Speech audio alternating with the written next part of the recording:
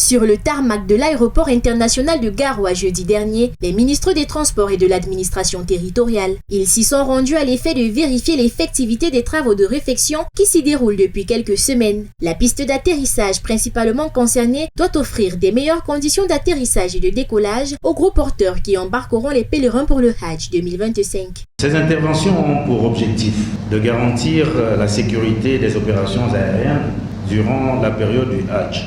La mission d'évaluation que nous venons donc de conclure, Monsieur le ministre de l'administration territoriale, moi-même et vous tous ici présents, ainsi que les échanges avec l'entreprise en charge des travaux, nous permettent d'assurer aux fidèles que les chantiers seront achevés avant la durée des vols prévus, le début des vols prévu le 22 mai 2025. Ces travaux de réfection qui doivent absolument s'achever avant le début des embarquements des pèlerins pour le Hajj 2025 visent donc à donner un nouveau visage à la piste d'atterrissage de cet espace aéroportuaire. L'objectif également de lui permettre de répondre aux normes internationales. Et cette mission a mis en évidence une dégradation avancée de la chaussée aéronautique sur environ 1000 mètres.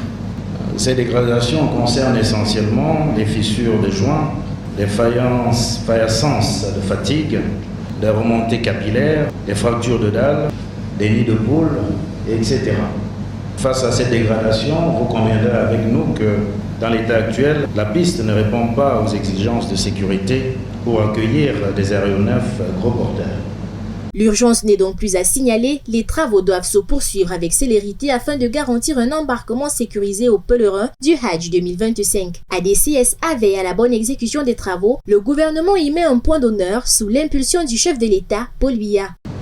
Ces démarches ont traduit la volonté du gouvernement à rester à l'écoute des populations du Grand Nord et s'assurer sur leur pleine participation au pèlerinage dans des conditions de sécurité, de confort et de sérénité.